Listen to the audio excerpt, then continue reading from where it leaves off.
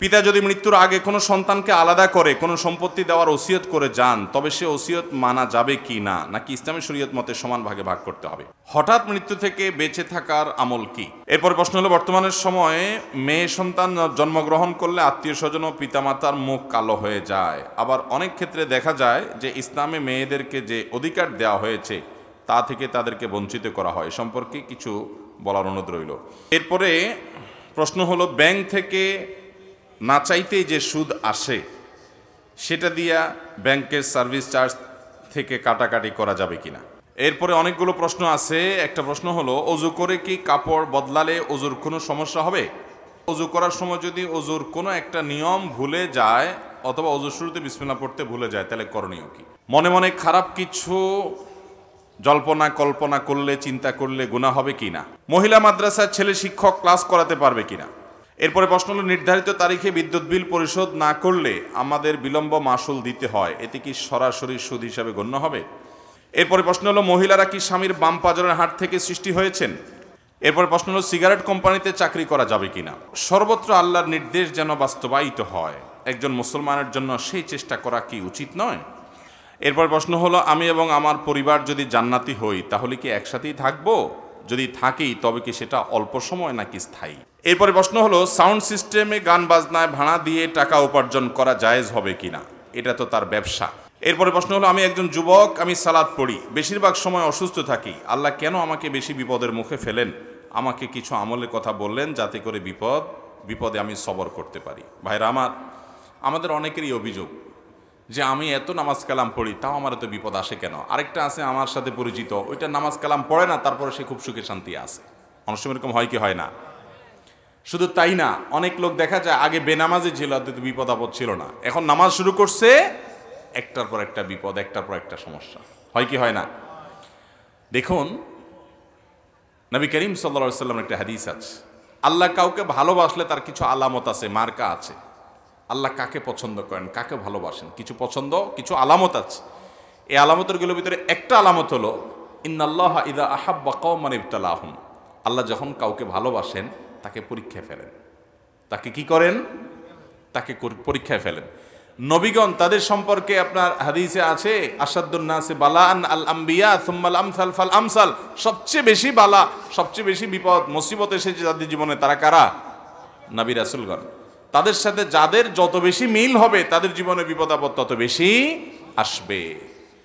ইমাম ইবনে তাইমিয়া রাহমাহুল্লাহ একটা উক্তি আছে যে আল্লাহর পথে কেউ যদি আসে, আল্লাহ তাকে প্রথমে ধাক্কা দেন, পরীক্ষা করেন যে ও আসলেই আমার পথে পরিপূর্ণ এসছে কিনা। এই জন্য আল্লাহ বিপদ দেন। যদি সে সরে যায় তাহলে তো ফেল হয়ে গেল, আর যদি সে টিকে থাকতে পারে সে পরীক্ষা পাশ করে গেল। এই জন্য ভাইরা, আপনি নামাজ পড়েন, আল্লাহর পথে এসেছেন, তারপরে বিপদ আসছে, এটা আল্লাহর তরফ থেকে পরীক্ষা। এটাকে আপনি জয় করার চেষ্টা করেন, এই চ্যালেঞ্জে আপনি জেতার চেষ্টা করেন। এখন কথা হলো, এই কষ্টে আপনি সবর করবেন কিভাবে? দেখুন, একটাই আমল আছে যে আমল করলে আল্লাহর কাছে হিসেব ছাড়া বিনিময় পাবেন। আল্লাহর কাছে হিসাব করে করে আমরা কি পার পাইতে পারবো কিয়ামতের ময়দানে? হিসাব ছাড়া যদি পার হতে চান তাহলে তার জন্য আমল হলো সবর করা। কি করা? আল্লাহ কোরআনে বলেছেন, ইন্নামা ইউওয়াফাস সাবিরুনা আজরাহুম বিগাইরি হিসাব, ধৈর্যশীল আর সবরকারীদেরকে আল্লাহ তাআলা যে দিবেন, হিসাব ছাড়া দিবেন। এই জন্য কি করতে হবে ভাই? সবর করতে হবে। সবর এমন একটা আমল যে আস-সবরু জাযাউহু আল জান্নাহ, ধৈর্যের বিনিময়, সবরের বিনিময় হলো জান্নাত। একজন মানুষ নামাজ পড়তে কষ্ট হয় তবুও নামাজ পড়ে, ফজর নামাজ পড়তে আসতে কষ্ট হয় তবুও কষ্ট করে, এর নাম সবর। একটা মানুষ টাকা হারাম উপার্জন করতে পারে, সবাই করে, সে করে না, গরিব থাকে তারপরও করে না, এই যে সবর। নিজেকে নিয়ন্ত্রণ করে, রাগের চোটে একটা গালি দিতে পারে কিন্তু দেয় না, আল্লাহকে ভয় করে, সবর। কারোর প্রতি জুলুম করতে পারে কিন্তু করে না, সবর। সে চাইলে খারাপ পথে যাইতে পারে কিন্তু যায় না, সবর। এই সবরের বিনিময়ে আল্লাহ তাআলা জান্নাত দিবেন। আল্লাহ আমাদের সবাইকে সবরকারী হওয়ার তৌফিক দান করুন। সবাই সবর করবো তো ইনশাআল্লাহ। সবরের তৌফিক আমাদের ব্যক্তি জীবনে, আমাদের প্রত্যেকটা ক্ষেত্রে, সব ক্ষেত্রে যেন আমরা সবর এখতিয়ার করতে পারি, ধৈর্য ধারণ করতে পারি, নিজেকে নিয়ন্ত্রণ করতে পারি। এই কন্ট্রোলিং পাওয়ার, আত্মনিয়ন্ত্রণ করার ক্ষমতা আল্লাহ তাআলা আমাকে, আপনাকে, আমাদের সবাইকে দান করুন। পিতা যদি মৃত্যুর আগে কোনো সন্তানকে আলাদা করে কোনো সম্পত্তি দেওয়ার ওসিয়ত করে যান, তবে সে ওসিয়ত মানা যাবে কি না, নাকি ইসলামী শরীয়ত মতে সমান ভাগে ভাগ করতে হবে? কোনো পিতা যদি জীবদ্দশা ওসিয়ত করে যান যে আমার অমুক ছেলেটাকে তোমরা ওই জমিটা দিয়ে দিবা, বাকিগুলা ভাগ করবা, অমুক মেয়েকে দিবা, বাকিগুলা ভাগ করবা, এরকম যদি ওসিয়ত করে যায় তাহলে সে ওসিয়ত গ্রহণযোগ্য হবে না। কারণ নবী আলাইহিস সালাম বলেছেন, লা ওয়াসিয়াতা লিওয়ারিস, কোনো ওয়ারিসের জন্য কোনো ওসিয়ত করা যাবে যার জন্য নির্দিষ্ট হিস্সা কোরআনে ঠিক করে দেওয়া আছে। ছেলে মেয়ে বাবা মার সম্পদে নির্দিষ্ট হিস্সা পাবে কি পাবে না, অতএব তাদের জন্য আর বাবা মা কি করতে পারবে না, ওসিয়ত করে যেতে পারবে। তাহলে ওসিয়ত কার জন্য করতে পারবে? ওসিয়ত করতে পারবে এমন ব্যক্তির জন্য যে ব্যক্তি তার ওয়ারিস না। যেমন একজন অচেনা মানুষকে দিল, পালক পুত্র পালক মেয়ে থাকলে তাদেরকে দিল, নাতি নাতনি থাকলো, নাতি নাতনিরা ওয়ারিস না। এই জন্য দাদা তার ছেলে ঘরে নাতিকে, মেয়ের ঘরের নাতিকে বা নাতনিকে যদি বলে যে ঠিক আছে আমার নাতিকে এই জমিটা দিও, আমার নাতনিকে এই জমিটা, তাহলে তাদেরকে ওসিয়ত করতে পারে, তাদের জন্য ওসিয়ত করলে জায়েজ হবে। সেটা 1/3, তার টোটাল সম্পদের 1/3 মধ্যে হলে সর্বোচ্চ ওর মধ্যে কার্যকর হবে, এর বেশি করলে বাকিটুকু কার্যকর হবে না। কিন্তু যদি ছেলে মেয়ের জন্য ওসিয়ত করে যায় বাপ মা, তাহলে সে ওসিয়ত কার্যকর হবে না। অনেক সময় আমরা জায়েজ না জায়েজ দেখি না, আল্লাহ তাআলার আদেশ এসে দেখি না, বাস ওসিয়ত করছে চোখ বন্ধ করে সেটা নিজের অধিকার মনে করি, এটা ভুল। হঠাৎ মৃত্যু থেকে বেঁচে থাকার আমল কি? নবী করিম সাল্লাল্লাহু আলাইহি সাল্লাম হঠাৎ মৃত্যু থেকে বেঁচে থাকার জন্য আল্লাহ তাআলার কাছে দোয়া করতেন, আল্লাহুম্মা ইন্নী আসআলুকা, আল্লাহুম্মা ইন্নী আউযুকা মিন যাওয়ালি নি'মাতিকা। আল্লাহ আপনার নেয়ামত যেন হঠাৎ করে আমার থেকে চলে না যায়, এর জন্য আপনার কাছে আমি কি চাই? আশ্রয় চাই এবং পানা চাই। হঠাৎ আমার নেয়ামত ছিনে নিয়ে গেলেন, এটা যেন না আসে, এই দোয়া নবী সাল্লাল্লাহু আলাইহি সাল্লাম পড়তেন। তবে হঠাৎ মৃত্যু হলে সেটাকে আবার খারাপভাবে দেখারও কারণ নাই। কেউ অ্যাক্সিডেন্টে মারা গেছে, পানিতে পড়ে ডুবে মারা গেছে, আগুনে পুড়ে মারা গেছে, কোনো একটা বিপদে পড়া মারা গেছে, হঠাৎ মরে গেছে, এটাকে খারাপ মনে করার কোনো কারণ নাই। এটা নির্ভর করে ব্যক্তির আমল কি। নবী সাল্লাল্লাহু আলাইহি সাল্লাম বলেছেন, মৌতুল ফুজাআহ বা হঠাৎ মৃত্যু, আকস্মিক মৃত্যু, এটা ইমানদারের জন্য ভালো আর বেঈমানের জন্য খারাপ। ইমানদারের জন্য ভালো এই জন্য যে সে তো জান্নাতি, মানে মুত্তাকি জান্নাতি মানুষ, যে তার যদি হঠাৎ মৃত্যু হয়ে যায় তাহলে সে দুনিয়া থেকে হঠাৎ করে সে জান্নাতের নেয়ামতের মধ্যে ঢুকে গেল, এটা তার জন্য ভালো। আর যদি কেউ জাহান্নামী হয় তার জন্য হঠাৎ মৃত্যু খারাপ, কারণ সে হঠাৎ মৃত্যুর মাধ্যমে দুনিয়াতে যেটুকু নেয়ামত ভোগ করছিল সেটুকুও তার হাতছাড়া হয়ে গেল। এই জন্য হঠাৎ মৃত্যুটাকে আমরা গণহারে খারাপ মনে করার কোনো কারণ নাই। তবে হ্যাঁ, প্রস্তুতিমূলকভাবে দুনিয়া থেকে যেতে পারবো, আল্লাহর কাছে তওবা ইস্তেগফার করব, দোয়া দরুদ করব, সেই চেষ্টা একজন ইমানদারের থাকবে, সেটা ভিন্ন বিষয়। এরপর প্রশ্ন হলো, বর্তমানের সময়ে মেয়ে সন্তান জন্মগ্রহণ করলে আত্মীয় স্বজন ও পিতামাতার মুখ কালো হয়ে যায়। আবার অনেক ক্ষেত্রে দেখা যায় যে ইসলামে মেয়েদেরকে যে অধিকার দেওয়া হয়েছে তা থেকে তাদেরকে বঞ্চিত করা হয়। সম্পর্কে কিছু বলার অনুরোধ রইল। মেয়েরা তাদের জন্মগ্রহণ এটা ইমানদারদের জন্য ভালো, কল্যাণের। নারীর জন্ম এটা বাবা মায়ের জন্য, নারী কন্যা সন্তানের জন্মটা আনন্দের।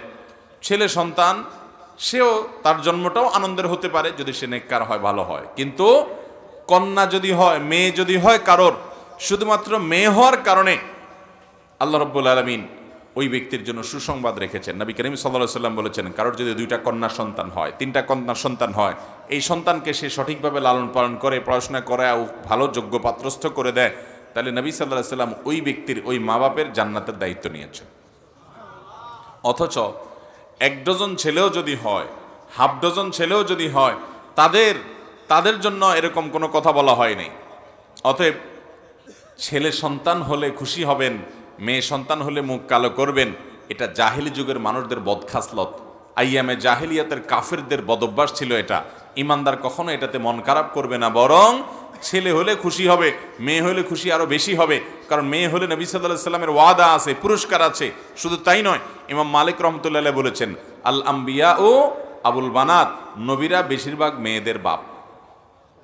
বেশিরভাগ নবীরা কাদের বাপ ছিলেন? মেয়েদের বাপ ছিলেন। আমাদের প্রিয় নবী সাল্লাল্লাহু আলাইহি সাল্লামকে আপনি দেখেন, তাকে আল্লাহ তাআলা ছেলে দিয়েছেন।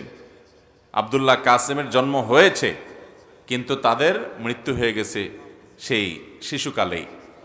তার আল্লাহ তাআলা 4টি কন্যা সন্তান জীবিত রেখেছেন, বড় হয়েছে, বিয়ে শাদী দিয়েছেন, সংসার হয়েছে। তো নবী করিম সাল্লাল্লাহু আলাইহি সাল্লামের পর্যন্ত তার জন্য আল্লাহ তাআলা ছেলে রাখেন না, রেখেছেন মেয়ে।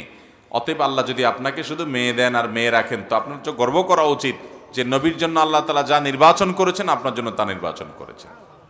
অতএব কন্যা সন্তান হলে, মেয়ে সন্তান হলে আমরা অনেকে যে চিন্তা করি যে আমাদের বংশে কে চেরাগ দিবে, এর চেয়ে মূর্খতা আরেকটা হতে, আপনি মরে কবরে পচে গলে শেষ হবেন, আপনার বংশে চেরাগ জ্বললো না, হারিকেন জ্বললো না, মোমবাতি জ্বললো না, হেজাক লাইট জ্বললো না, কারেন্টের লাইট জ্বললো, এটা দেখার দরকার আছে আপনার?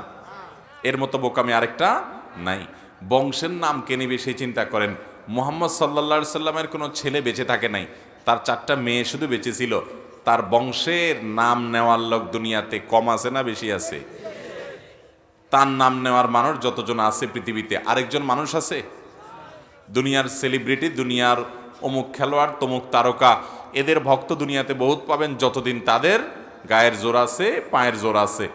যখন শেষ 100 বছর পরে এদের নাম নেওয়ার মানুষ হয়তো দুনিয়াতে খুঁজে পাওয়া। আল্লাহ তাআলা তার রাসূল সাল্লাল্লাহু আলাইহি সাল্লামকে মানুষের কাছে এত প্রিয় করেছেন যে 1500 বছর চলে যাওয়ার পরও তার ভালোবাসার মানুষের সংখ্যার কোনো অভাব। অতএব আপনার বংশ দুনিয়াতে, আপনার নাম এটা টিকে থাকবে আপনার কর্মের মাধ্যমে, আপনার আমলের মাধ্যমে। আপনার ছেলে মেয়ে আপনার বংশের নাম ধরে রাখবে, এটা মূর্খতা।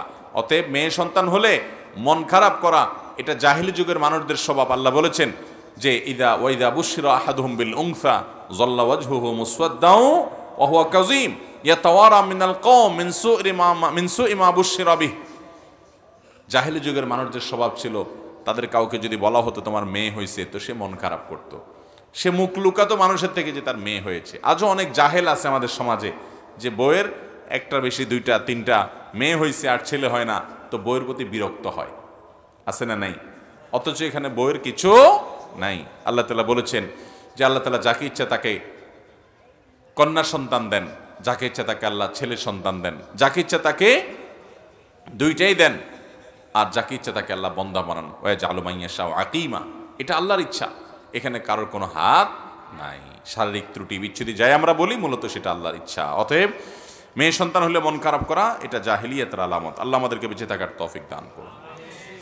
এরপরে প্রশ্ন হলো, ব্যাংক থেকে না চাইতেই যে সুদ আসে সেটা দিয়া ব্যাংকের সার্ভিস চার্জ থেকে কাটাকাটি করা যাবে কিনা? সুদি ব্যাংকে কেউ লেনদেন করা, ইসলামী ব্যাংকিংয়ের ব্যবস্থা থাকা সত্ত্বেও সুদি ব্যাংকিংয়ের সাথে জড়িত হওয়া জায়েজ নাই। হ্যাঁ, কারোর বিশেষ কারণে প্রয়োজন হয়েছে, নিরুপায়, বাধ্য হয়েছে, বা আগে থেকে আছে, এখন সে ক্লোজ করে আসতে সময় লাগবে, বা বিশেষ মাসলাহাতের কারণে তার জন্য জরুরি, সে নিরুপায়, তাহলে সে সুদের কারবার করছে। সুদের ব্যাংকে সুদের কারবার করছে না, সুদের ব্যাংকে লেনদেন করছে, টাকা রাখছে, উঠাচ্ছে। এটা যদি কারোর নিরুপায় পর্যায়ের হয় এবং সে যদি রাখে, তাহলে তার যে ইন্টারেস্ট বা সুদ যেটা আসে, এই সুদের টাকাটা ওই ব্যাংকে যে লেনদেন করার কারণে তার ইয়ারলি চার্জ কাটে, তার ব্যাংকের হিসাব ব্যবস্থাপনা করার কারণে যে তারা চার্জ নেয়, এটিএম কার্ডের জন্য চার্জ নেয়, চেক ইস্যুর জন্য চার্জ নেয়, ইত্যাদি ইত্যাদি, এই চার্জের টাকাগুলো ওই সুদের টাকা যেটা সে পেয়েছে ওইটা দিয়ে সে কাটাকাটি করলে সেটা জায়েজ হবে না। কারণ চার্জ যেটা ব্যাংক নিচ্ছে ওইটা ব্যাংকের ন্যায্য অধিকার, আপনাকে সার্ভিস দিচ্ছে, তার জন্য সে চার্জ নিচ্ছে। আপনি যদি সুদের টাকা দিয়ে দেন, তাহলে সুদের টাকাটা আপনি নিজে ভোগ করলেন, আপনার একটা কাজে আপনি খরচ করলেন, এটা জায়েজ নাই। আপনি সুদের টাকা যেটা আপনার অ্যাকাউন্টে চলে আসছে ইতোমধ্যে, তো সেটা আপনি কোনো গরিব দুঃখীকে দান করে দিবেন কোনো সওয়াবের নিয়ত করা ছাড়া, বাস ওইটা আপনি নিজে ভোগ করতে পারবেন। অতএব ব্যাংকের টাকা আবার ব্যাংকে দিয়ে দিলাম হলো না, তা আপনি কি করলেন? ঘুরে ফিরে ভোগ করলেন, এটা জায়েজ নাই। বর্তমান সময় অনেক ব্যক্তি চেয়ারে বসে নামাজ পড়েন, অনেক সময় দেখা যায় চেয়ার কাতারের সোজা করে বসিয়ে উক্ত ব্যক্তি নামাজ কিয়াম করার জন্য সবার সাথে দাঁড়িয়ে যান, কিন্তু চেয়ারের কারণে উক্ত ব্যক্তি দাঁড়ানোর সময় নামাজের কাতার থেকে 1-1.5 ফিট সামনে গিয়ে দাঁড়ান, ফলে কাতারের সৌন্দর্য নষ্ট হয়ে যায়। এ ব্যাপারটা শরীয়ত সম্মত কিনা জানাবে। আমরা যারা চেয়ারে বসা ছাড়া সালাত আদায় করতে পারি না, অনেক লোক আছেন দাঁড়াতে পারেন, বসতে পারেন চেয়ারে, কিন্তু রুকু বা সিজদা করার জন্য পিঠ বা কোমর ভাঙতে পারেন না, এত অসুস্থ। যদি এরকম সত্যিই হয় তাহলে ওই ব্যক্তি চেয়ারে নামাজ পড়লে তার নামাজ হবে, যেহেতু সে মাযুর। কিন্তু যদি কারোর একটু সামান্য শরীরটা খারাপ লাগে আর সে চেয়ারে বসে নামাজ শুরু করে দেয়, তাহলে তার নামাজ হবে। কারণ দাঁড়ানোটা যেরকম ফরজ, যথাযথভাবে রুকু করাটাও কি ফরজ, সিজদা করাটাও। আপনি একটু শরীরটা খারাপ লাগতেছে, একটু শরীরটা মেজমেজ করতেছে, এই অজুহাতে কি করলেন? আপনি একটু চেয়ার নিয়ে আরাম করে নামাজ পড়লেন, এই সামান্য ঠুনকো অজুহাতে চেয়ার নিয়ে নামাজ পড়লে নামাজ হবে না। অতএব সঠিকভাবে নামাজ পড়তে হবে। এখন কথা হলো, চেয়ারে যারা নামাজ পড়বেন তারা কাতারে কিভাবে দাঁড়াবেন? এটার উত্তর হলো, এমনভাবে চেয়ারটাকে রাখবেন যাতে করে পেছনে মুসল্লিদের কোনো অসুবিধা না হয়। আপনি যদি চেয়ারের পেছনের যে দুইটা পায়া আছে, এই দুইটা পাও, এই দুইটা খুঁটি, এগুলোকে যদি আপনি যে কাতারে দাঁড়াচ্ছেন এই কাতারের ভেতরে রাখেন, কাতারের বর্ডারে কাতার বরাবর রাখেন, তাহলে পেছনে মুসল্লিরা ডিস্টার্ব হবে না। এক্ষেত্রে একটা অসুবিধা হবে, সেটা হলো আপনার কোমর এবং কাঁধ মুসল্লিদের বরাবর হবে, যেহেতু আপনি কাতারে বসছেন, কিন্তু আপনার পাওগুলা সামনে থাকবে। তো যেহেতু আপনি মাজুর, দুইটার যে কোনো একটা বরাবর থাকবে। আপনি যদি চেয়ার পিছনে দেন তাহলে সেক্ষেত্রে পাওটা সবার বরাবর থাকবে, কিন্তু কাঁধ কোমরটা আবার পিছে চলে যাবে। তো যে কোনো একটা পিছনে যাবেই বা সামনে যাবেই, সেজন্য যাতে আরেকজনের ডিস্টার্ব না হয়, সেই ক্ষেত্রে আপনি চেয়ারের পেছনের পায়া, আপনি যে কাতারে দাঁড়াচ্ছেন ওই কাতার বরাবর পিছনে পায়া রাখবেন। আপনার কাতারের বর্ডারের বাইরে যেন পায়া না যায়। বসবেন তাহলে আপনার কাঁধ, এটা মুসল্লিদের কাঁধ বরাবর হবে, হ্যাঁ, পাওটা আপনার সামনে থাকবে। এক্ষেত্রে দাঁড়ানোর জন্য আপনি যে অবস্থা আছেন এই অবস্থায় দাঁড়ায় যাবেন, চেয়ার টানটানের দরকার নাই। তাতে কিছুটা সবার থেকে আপনি সামনে দাঁড়াইতে হবে। আর বসার সময়, রুকু সিজদার সময় সবার বরাবরই আপনি থাকবেন। এটা ওজরের কারণে জায়েজ আছে। সাধারণ অবস্থাতে ইচ্ছাকৃতভাবে কাতারের বাইরে সামনে পিছনে করা কি নাই, জায়েজ নাই। নবী করিম সাল্লাল্লাহু আলাইহি ওয়াসাল্লাম বলেছেন, সাওয়ু সুফুফাকুম, তোমরা তোমাদের কাতার সোজা করো। ফাইন্না তাসওয়িয়াতাস সুফুফি মিন কামাতিস সালাহ, কারণ কাতার সোজা করা নামাজ কায়েম করার অংশ। তিনি আরো বলেছেন যে তোমরা কাতারকে বাঁকা করো না, যদি কাতার বাঁকা করো আল্লাহ তাআলা তোমাদের অন্তর বাঁকা করে দিবেন। এই জন্য কাতার সোজা করাটা জরুরি একটা কাজ। আল্লাহ আমাদেরকে আমাদের তৌফিক দান করেন। এরপরে অনেকগুলো প্রশ্ন আছে। একটা প্রশ্ন হলো, অজু করে কি কাপড় বদলালে অজুর কোনো সমস্যা হবে? অজু করার পরে আপনি কাপড় চেঞ্জ করছেন, লুঙ্গি চেঞ্জ করছেন, পায়জামা প্যান্ট চেঞ্জ করছেন, কোনো অসুবিধা নেই। এতে যদি সতর খোলাও হয়ে যায় তার কারণে অজু ভঙ্গ হবে না। কারণ সতর উন্মুক্ত করা এটা অজুভঙ্গের কারণের মধ্য থেকে একটা না, বিধায় এটা অজুভঙ্গের কারণ হবে না। আমরা অনেক সময় মনে করি অজু করার পর হাঁটুর উপরে কাপড় উঠে গেলে অজু ভেঙে যাবে। এটা আমাদের ভুল ধারণা। হাঁটুর উপরে কাপড় উঠে গেলে অজু ভাঙবে, কিন্তু অন্য মানুষের সামনে আপনি হাঁটুর উপরে কাপড় তুলে ফেলেছেন, আপনি আপনার রান প্রদর্শন করছেন, তাহলে সেক্ষেত্রে আপনি গুনাহগার হবেন, কারণ আপনি সতর খুলছেন মানুষের সামনে, সেটা ভিন্ন বিষয়। কিন্তু এর সাথে অজু ভাঙার সম্পর্ক নাই। আমরা আরব দেশে অনেকে প্রবাসীরা যারা আছেন তারা দেখেন, অনেক আরাবিয়ানরা উজু করে এমনভাবে রান টান সব দেখা যায়। তো কোনো কোনো মাযহাবে রান সতরের অন্তর্ভুক্ত না, তারা সেই অনুযায়ী আমল করে।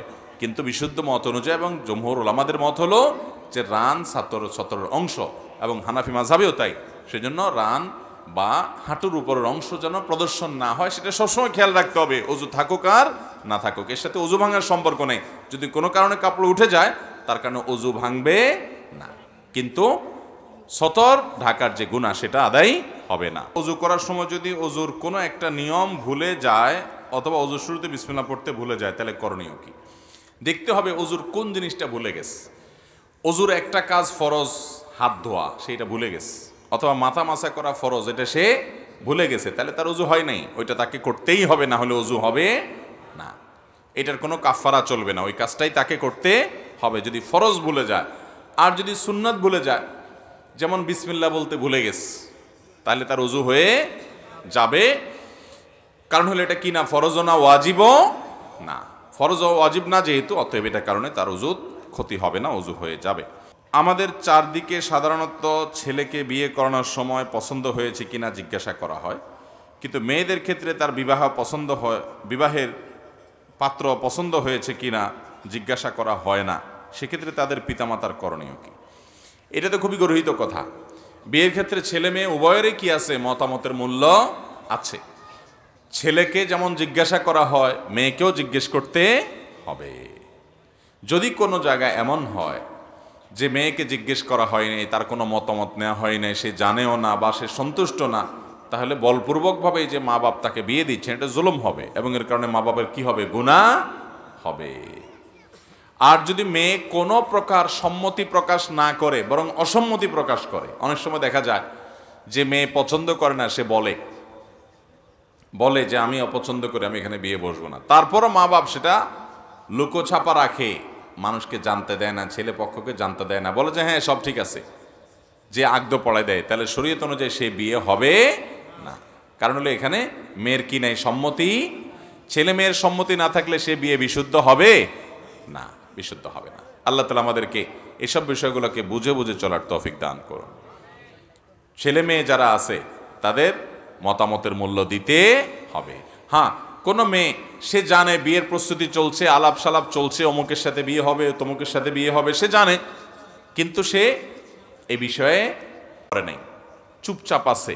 তো সাধারণত অবিবাহিত মেয়ে, কুমারী মেয়ে, সে যদি চুপ থাকে, লাজুক হওয়ার কারণে মুখ খুলে বলতে চায় না, তার আচার আচরণ দ্বারা বোঝা যায় সে সন্তুষ্ট, তাহলে সেটাকে তার অনুমতি ধরা হবে, তাতে বিয়ে হয়ে যাবে। কিন্তু যদি সে তার আচার আচরণ দ্বারা অসন্তুষ্টি প্রকাশ করে, তাহলে সেক্ষেত্রে সেখানে জোরপূর্বক বিয়ে দিলে সে বিয়ে হবে না। এটা সাবধান। অতএব মেয়েদেরকেও বাবা মা তাদের অনুমতি, তাদের মতামতের মূল্যায়ন দিতে হবে, যে মা তুমি রাজি কিনা, এই অবস্থা আমরা এই দেখেছি, নিজেরা না পারলে অন্য কাউকে দিয়ে বলাবে, তার সম্মতি নিতে হবে। মনে মনে খারাপ কিছু জল্পনা কল্পনা করলে, চিন্তা করলে গুনাহ হবে কি না? মনে মনে খারাপ কিছু চিন্তা করলে গুনাহ হবে কি না দেখতে হবে। এই মনে মনে খারাপ চিন্তার ধরনটা কি? কোনো কোনো ক্ষেত্রে মনে মনে খারাপ চিন্তা করছেন, পরে গুনাহ তো হবেই না, উল্টা বরং সওয়াবও হইতে পারে। এটা আবার কেমনে? এটা আমি বলতেছি, আগে উল্টাটা বলি। কেউ মনে মনে কোনো মহিলাকে নিয়ে বাজে চিন্তা করলো, কোনো মেয়েকে নিয়ে বাজে কল্পনা জল্পনা করলো, তাহলে তার আমলনামায় এটা গুনাহ লেখা হবে, কারণ সে মনে মনে জেনা করেছে।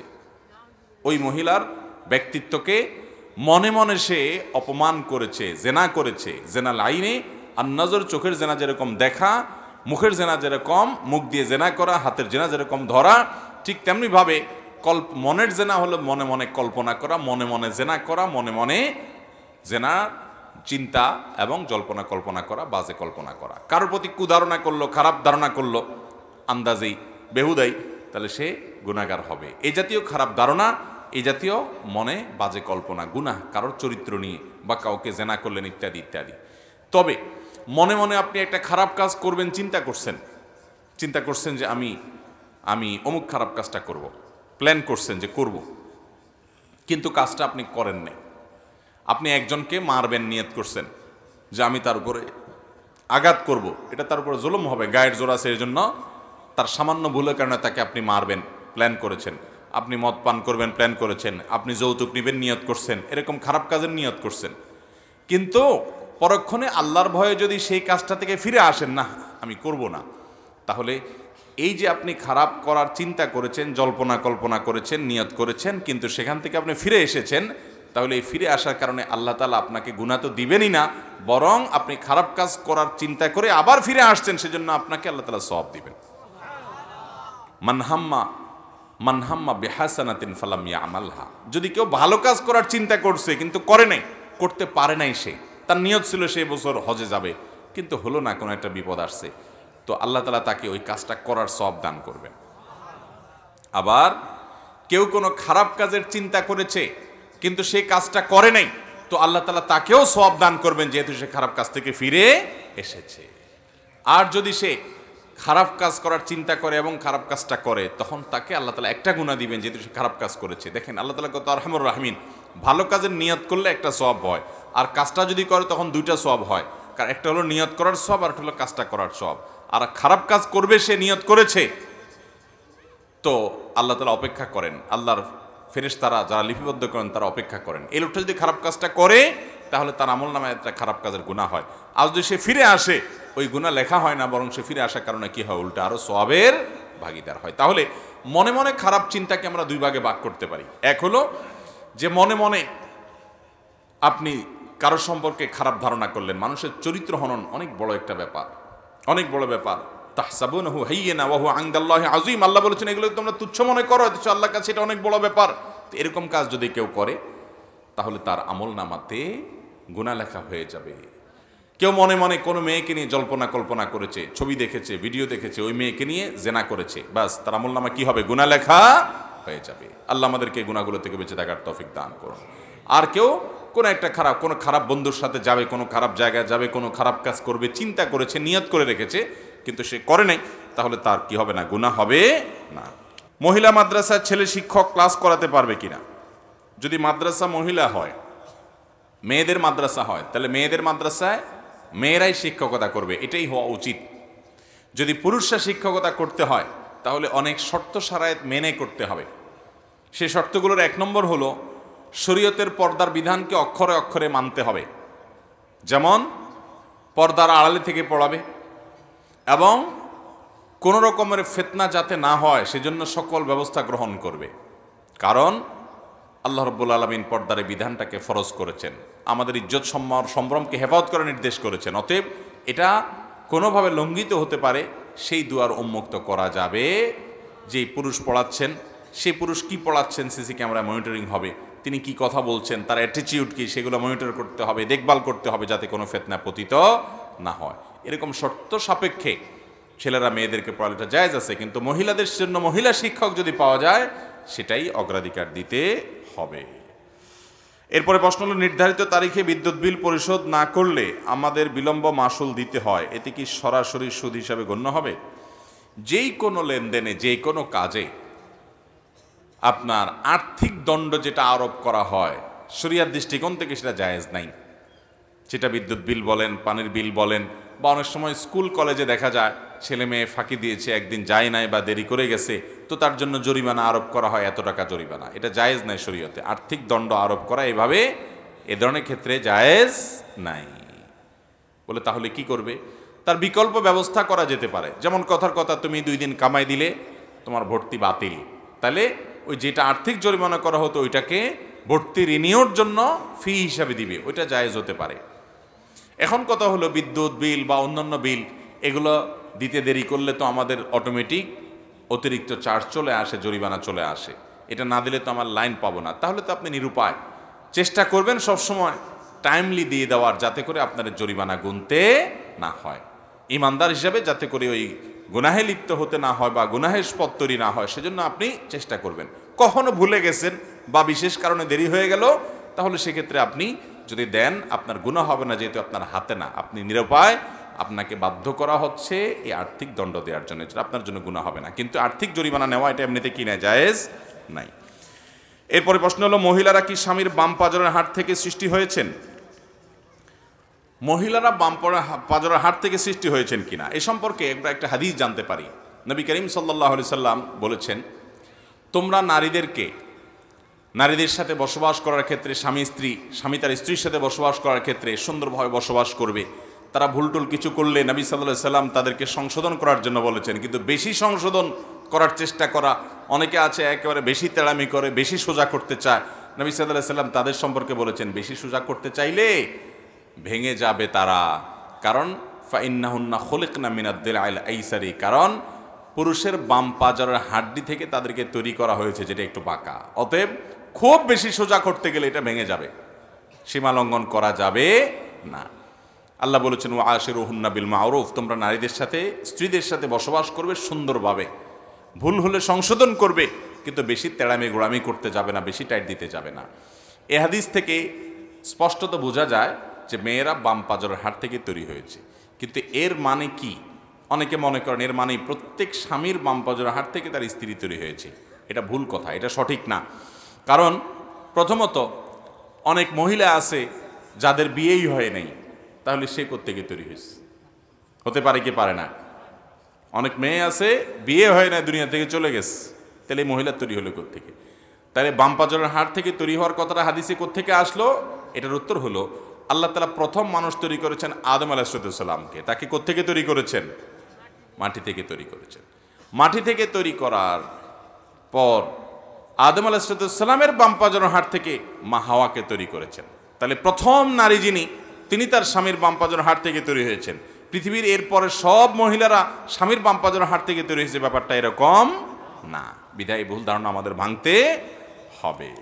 এরপর প্রশ্ন হলো, সিগারেট কোম্পানিতে চাকরি করা যাবে কিনা?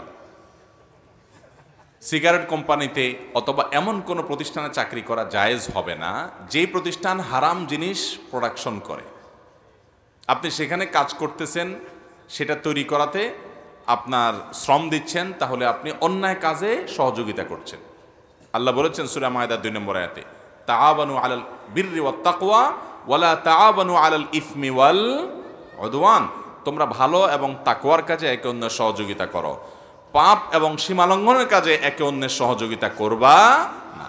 বিধায় এ ধরনের কাজে সহযোগিতা হয়ে যা আপনার চাকরি, সেজন্য এটা করা কি হবে না, জায়েজ হবে না। আল্লাহ তাআলা আমাদেরকে আমল করার তৌফিক দান করুন। এরপরে প্রশ্ন হলো, সর্বত্র আল্লাহর নির্দেশ যেন বাস্তবায়িত হয়, একজন মুসলমানের জন্য সেই চেষ্টা করা কি উচিত নয়? শুধু উচিত না, সর্বত্র আমার নিজের মধ্যে, আমার পরিবারের মধ্যে, আমার সমাজে, আমার রাষ্ট্রে, আমার অফিসে, আমার আদালতে, আমার সব জায়গায় আল্লাহর আদেশ নিষেধ যেন বাস্তবায়ন হয়, আল্লাহর আইন যেন প্রতিষ্ঠিত হয়। এটা প্রত্যেক ইমানদারের মধ্যে আকাঙ্ক্ষা থাকাটা আবশ্যক, জরুরি, শুধু উচিত অনুচিতের ব্যাপার না। যদি কোনো ইমানদার মনে করে যে না, আল্লাহর বিধিবিধান এই যুগে চলে না, সেকুলার এই জীবনযাপনই আমাদের জন্য ভালো, তাহলে তার ইমানই থাকবে না, তার ইমানই থাকবে, সে বেঈমান হয়ে যাবে। এই জন্য প্রত্যেক ইমানদার জীবনের সর্বস্তরে, ব্যক্তি থেকে নিয়ে রাষ্ট্র, আন্তর্জাতিক পরিমণ্ডল পর্যন্ত সর্বস্তরে যেন আল্লাহর দ্বীন দুনিয়াতে গালিব হয়, বিজয়ী হয়, জয়ী হয়, প্রতিষ্ঠিত হয়, সে আকাঙ্ক্ষা, সে চেষ্টা, সে তামান্না এবং সেই লক্ষ্যে কাজ করার প্রবণতা এবং প্রচেষ্টা তার মধ্যে থাকতেই হবে। এটা না থাকলে সে নিজেকে ইমানদার দাবি করতে পারে না। সৎ কাজের আদেশ এবং অন্যায় অসৎ কাজ হলে, আল্লাহ বিরোধী কাজ হলে সেটাতে বাধা দেওয়ার চেষ্টা ইমানদারের মধ্যে থাকতে হবে। মুখ দিয়ে হাত দিয়ে না পারলে, মুখ দিয়ে না পারলে মন থেকেও তার জল্পনা কল্পনা, তার প্ল্যান পরিকল্পনা, তার তামান্না আকাঙ্ক্ষা থাকতে হবে, নাহলে সে আল্লাহর কাছে গুনাহগার হবে। তবে হ্যাঁ, এই থাকাটার ক্ষেত্রে মত পার্থক্য থাকতে পারে। আমাদের মধ্যে নবী বা রাসূল নেই যে একটা পথ বলে দিয়েছেন যে এইটাই করো, যার কারণে সেটা প্রতিষ্ঠিত হওয়ার জন্য আপনি একটা পন্থা অবলম্বন করছেন, আরেকজন আরেকটা পন্থা অবলম্বন করছে, আরেকজন আরেকটা ওয়ে অবলম্বন করেছে। এর মধ্যে যে কোনোটি আল্লাহর কাছে গ্রহণযোগ্য হতে পারে। আপনি চেষ্টা করছেন কিনা, আপনার ইচ্ছা আছে কিনা, আন্তরিকতা আছে কিনা, চাওয়া আছে কিনা, আপনি স্বপ্ন দেখেন কিনা, এটা হলো মূল বিষয়। পদ্ধতির মধ্যে মত পার্থক্য থাকাটাই স্বাভাবিক, কারণ এর কোনোটা, আপনি যে পদ্ধতি অবলম্বন করেন, আরেকজন যে পদ্ধতি অবলম্বন করেন, আরেকজন বলছেন আরেকটা পদ্ধতিতে গেলে ভালো হবে, এগুলো সব ইজতিহাদগত বিষয়, যার যার গবেষণাগত বিষয়। এই ইজতিহাদ এবং যার যার বুঝ এবং গবেষণাকে আরেকজনের উপরে ফরজ করে দেওয়া বা চাপিয়ে দেওয়ার সুযোগ নেই। কিন্তু মৌলিক বিষয় সবার মধ্যে থাকতে হবে, সেটা হলো আল্লাহর দ্বীন সর্বত্র যেন প্রতিষ্ঠা হয়। একজন ইমানদারের সে আকাঙ্ক্ষা যদি না থাকে, সে যদি মনে করে না ব্যক্তি জীবনে ইসলাম চলার জিনিস, ইসলাম রাষ্ট্রীয় জীবনে, সামাজিক জীবনে সর্বত্র প্রতিষ্ঠিত হওয়ার জিনিস না, এরকম যদি চিন্তা করে, তাহলে সে মুসলমান না, তার ইমানই থাকবে না। কারণ সে আল্লাহর দ্বীনকে স্বয়ংসম্পূর্ণ মনে করছে না। জটিল একটা বিষয়। আমাদের সমাজে অনেক মুসলমানরা আছেন, নামাজ কালাম পড়েন, রোজা রাখেন, জিকির আজকার করেন, কোরআন তেলাওয়াত করেন, ইবাদতবন্দি করেন, কিন্তু আল্লাহর দ্বীন সর্বত্র প্রতিষ্ঠিত হোক এই স্বপ্ন কোনোদিন তিনি দেখেন না, এটা নিয়ে তার কোনো চিন্তাও নাই। আল্লাহ তাআলা আমাদেরকে বিষয়টা বোঝার তৌফিক দান করুন। আপনি কোন জায়গায় পড়াশোনা করেছেন যদি বলতেন খুব ভালো হতো, বা এই বিষয়ে আমাদের এর আগে বিভিন্ন জায়গায় বলা হয়েছে। আমি পড়াশোনা শুরু করেছি আমার গ্রামে লক্ষ্মীপুরে, এরপরে শুরু পড়েছি আমরা নোয়াখালীতে একটা মাদ্রাসাতে, তারপরে আমরা চন্দ্রগঞ্জের একটা মাদ্রাসাতে, তারপর আমরা পড়াশোনা করেছি হাতিয়াতে, পড়েছি হাটাজারিতে, যশোরের জামিয়া ইসলামিয়া দরটনা মাদ্রাসায়, খুলনা দারুল উলুমে। এভাবে দেশের গণ্ডিতে আমাদের পড়াশোনা মোটামুটি সীমাবদ্ধ, আলহামদুলিল্লাহ। এরপর প্রশ্ন হলো, আমি এবং আমার পরিবার যদি জান্নাতি হই তাহলে কি একসাথেই থাকবো? যদি থাকি তবে কি সেটা অল্প সময় নাকি স্থায়ী? কোনো স্বামী স্ত্রী বা সন্তান এবং বাবা মা পরস্পরের সাথে জান্নাতে থাকবে কিনা, এটা নির্ভর করে যে উভয়ে জান্নাতে যাওয়ার মতো আমল করেছে কিনা। ফেরাউন জাহান্নামে যাওয়ার আমল করেছে, সে জাহান্নামে যাবে। ফেরাউনের স্ত্রী আসিয়া জান্নাতে যাওয়ার আমল করেছেন, এজন্য তিনি কোথায় যাবেন? কোরআনে আল্লাহ তাআলা উভয়ের ঘোষণা আমাদেরকে জানিয়ে দিয়েছে, ঠিক না ঠিক? নূহ আলাইহিস সালাম এবং লূত আলাইহিস সালাম দুজন আল্লাহর নবী, তারা আল্লাহর নবী ছিলেন, তারা জান্নাতে যাবেন। তাদের স্ত্রী তাদের প্রতি ঈমান আনে নাই, তারা জাহান্নামে যাবে। অতএব স্বামী স্ত্রী একজন জান্নাতে গেলে বাই ডিফল্ট আরেকজন জান্নাতে যাবে, ব্যাপারটা এরকম না। একজন জান্নাতে গেলে অপরজন যদি ঈমান আমল নিয়ে যেতে না পারেন, তার জাহান্নামে যাওয়া লাগতে পারে। এখন কেউ বলতে পারেন, জান্নাতীদেরকে তো আল্লাহ তাআলা কোনো কষ্ট পেতে দিবেন না। জান্নাত আজা কে আজারে নাবাসত, কাসে রা বা কাসে কারে নাবাসত, সেখানে তো কোনো কষ্ট হবে না, মানসিক শান্তি থাকবে। এখন কোনো নারী জান্নাতে গেলেন তার স্বামী তার গুনাহের কারণে জাহান্নামে গেলেন, বা কোনো স্বামী জান্নাতে গেলেন তার স্ত্রী গুনাহের কারণে জাহান্নামে গেলেন, তাহলে তিনি মনে কষ্ট পাবেন না? স্ত্রীকে স্বামীকে মিস করবেন না? এর উত্তর হলো, যখন কেউ জাহান্নামী হবে আল্লাহ রাব্বুল আলামিন তার সঙ্গীর অন্তর থেকে তাকে মুছে দিবেন, হয়তো যে কোনোভাবে তার যাতে কষ্ট না হয় সেই ব্যবস্থা আল্লাহ তাআলা নেবেন। দুনিয়ার এই জীবনটাকে আখিরাতের আলমুল গায়েবের জীবনের সাথে, অদৃশ্যের জীবনের সাথে হুবহু একই মনে করা এটা সঠিক নয়, এটা বোকামি। বরং আমরা এখানে যেমনটা চিন্তা করি সেটা একরকম নাও হতে পারে। অনেকে বলে যে আমি দুনিয়াতে আখিরাতে তো জান্নাতে আল্লাহ যা চাবেন তা দিবেন, তো কেউ যদি বিড়ি সিগারেট খাইতে চায় আল্লাহ তা দিবেন কিনা?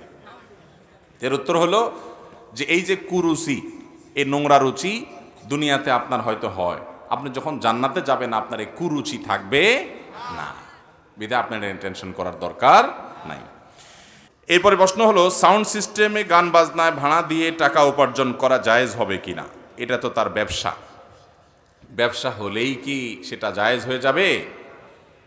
কেউ হারাম ব্যবসা করে, মদের ব্যবসা করে, যদি বলে এটা তো আমার ব্যবসা, তো আপনার ব্যবসা তো হালাল হতে হবে। আল্লাহ তাআলা আহাল্লাল্লাহুল বাইআ, আল্লাহ ব্যবসাকে হালাল করেছেন, কিন্তু এর মানে এই না যে আপনি নাজায়েজ ব্যবসা করবেন, সেটা আল্লাহ তাআলা হালাল করবেন। অতএব সাউন্ড সিস্টেমের ব্যবসা যদি করেন, আপনার মাইক, আপনার সাউন্ড সিস্টেম, আপনার লাইট, আপনার অন্যান্য যে সমস্ত আয়োজন আছে, এগুলো এমন কাজে ভাড়া দিবেন যে কাজটা হালাল এবং বৈধ। যেটা হারাম সেটা যদি দেন তাহলে আপনি গুনাহের ভাগীদার হবেন। ওই যে আল্লাহ বলেছেন, ওয়ালা তাআওয়ানু আলাল ইসমি ওয়াল উদওয়ান, তোমরা পাপ এবং সীমালঙ্ঘন কাজে কেউ কারো সহায়তা করো না। একজন গান বাজনার অনুষ্ঠান করেছে, আপনি সেখানে ভাড়া দিয়েছেন, তাহলে তার কাজটা করতে আপনি সহায়তা করলেন, বিধায় এটা কি হবে না? জায়েজ হবে। মুশকিল হলো যারা বিশেষ করে ডেকোরেশনের ব্যবসা করেন, এইরকম জায়গায় যদি ভাড়া না দেন তো আর জায়গায় খুঁজে পাবেন না, দেখা যাবে। কারণ 100টা কাস্টমার আসলে 80টাই হলো ওই গান বাজনার কাস্টমার। তো ভাইরা আমার, জান্নাত তো এত সস্তা না। জান্নাতে যাওয়ার জন্য কিছু স্যাক্রিফাইস করতে হবে, কিছু ছাড় দিতে হবে। বিধায় আপনি যদি আশা করেন যে না দুনিয়াতেও আমি একেবারে 100তে 100 পাবো, আখেরাতেও আবার জান্নাত পাবো, এটা কিভাবে আশা করেন? আপনার কাছে অনেক কাস্টমার আসবে, আপনার খানার টান পড়বে, রুজির টান পড়বে, রিজিকের উপার্জনের টান পড়বে, তারপর আপনি হারামে যাবেন না। এই যে স্যাক্রিফাইস, এই যে ছাড়, এই যে কষ্ট, এর বিনিময়ে তো আল্লাহ তাআলা জান্নাত দিবে আপনাকে। আল্লাহ আমাদেরকে সেই তৌফিক দান করুন। আমার উপার্জন কম হোক, আমার পাশে আরেকজন ডেকোরেশন ব্যবসা করে লাল হয়ে যাচ্ছে, বাড়ি গাড়ি করে ফেলছে, করে ফেলাক, আমার জান্নাত পেতে হবে, বিধায় আমি ওই হারাম উপার্জন করব না। আল্লাহ আমাদের তৌফিক দান করুন। আমি খুব অসুস্থ, আমার যা ইনকাম করি আহাল পরিবারকে দিয়ে দেই, আমি অল্প টাকা ইনকাম করি, আল্লাহর উপর কি ভরসা করে চিকিৎসা করব না ভাবছি, এখন আমার করণীয় কি?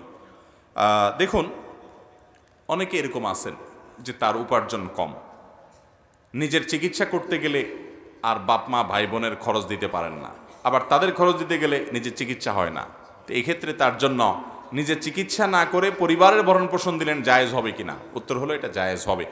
কারণ চিকিৎসা গ্রহণ করা সব সময় ফরজ না, চিকিৎসা গ্রহণ করাটা সুন্নাহ সাধারণ অবস্থাতে।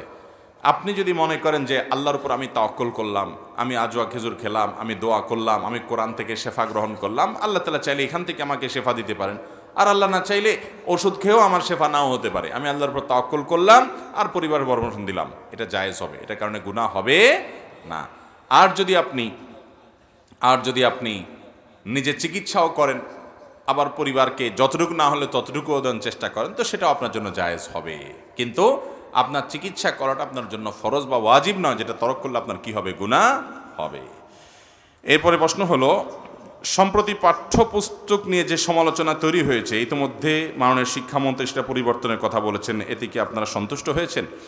আলহামদুলিল্লাহ, এ বিষয়ে আমরা এর আগে কথা বলেছি এবং ক্লাস 6, 7, 7 বইয়ে কিছু অসঙ্গতি, কিছু ত্রুটি, এগুলো আমরা তুলে ধরেছি। তো সেগুলো আলহামদুলিল্লাহ সরকারের সর্বোচ্চ মহলে আমলে নেওয়া হয়েছে এবং ইতিমধ্যে কমিটি করে তদন্ত করে এটার জন্য উদ্যোগ নেওয়া হচ্ছে সংশোধনের। এটা প্রশংসার দাবিদার, আমরা এই উদ্যোগকে প্রশংসা করি এবং সাধুবাদ জানাই। আলহামদুলিল্লাহ, যথোপযুক্ত উদ্যোগ এবং সময়োচিত সিদ্ধান্ত নেওয়া হয়েছে, খুবই ভালো। কিন্তু এখনো পর্যন্ত আমি যেটুকু পেপার পত্রিকা থেকে দেখেছি সেটা হলো যে ডারউইনের যে সস্তা মতবাদ, আমাদেরকে বানরের খালাতো ভাই, বানরের সন্তান বানানোর যে হাস্যকর থিওরি চাপিয়ে দেওয়া হচ্ছিল, বাচ্চাদের বইয়ে সেটা থাকবে না, এতটুকু নিশ্চয়তা আমরা এতটুকু আমরা পেয়েছি আলহামদুলিল্লাহ। বলেন আলহামদুলিল্লাহ। এটাও কম অর্জন না। কিন্তু পর্দাকে তাচ্ছিল্য করে যে 5টা গল্প লেখা হয়েছে এবং মুসলিম শাসকদেরকে যে ছোট করা হয়েছে বইয়ে, এই 2টা মোটা দাগের বিষয়, এগুলোর কারেকশন এবং সংশোধনী যেমন আনতে হবে, শরীফার গল্পের মাধ্যমে ট্রান্সজেন্ডার এটাকে প্রতিষ্ঠিত করতে গিয়ে আমাদের সন্তানদেরকে যে সমকামিতার দিকে নিয়ে যাওয়া হচ্ছে সূক্ষ্মভাবে, এই 3টা বিষয়কে বিশেষ করে অবশ্যই গুরুত্বের সাথে আমল নিতে হবে। এবং এই জাতীয় আরও যে সমস্ত অসঙ্গতি আছে, আপনারা জানেন তথ্যগত ভুল আছে, সেখানে বঙ্গবন্ধুর বাবার নাম পর্যন্ত ভুল লেখা হয়েছে এবং আরও অনেকগুলো অসঙ্গতি, অনেক ত্রুটি আছে, সে সবগুলো তো সংশোধন করবেই। সুনির্দিষ্ট করে উলামা একরামের তরফ থেকে আপনার এই যে 5টি গল্প পর্দাকে তাচ্ছিল্য করার জন্য অবরোধ বাসনি থেকে আনা হয়েছে, এগুলোকে রিমুভ করতে হবে। এবং এই বিষয়টা এত স্পর্শকাতর যে এই বিষয়ে উলামা একরামের চুপ থাকার কোনো সুযোগ নাই, হৃৎপিণ্ডে হাত দেওয়ার মতো।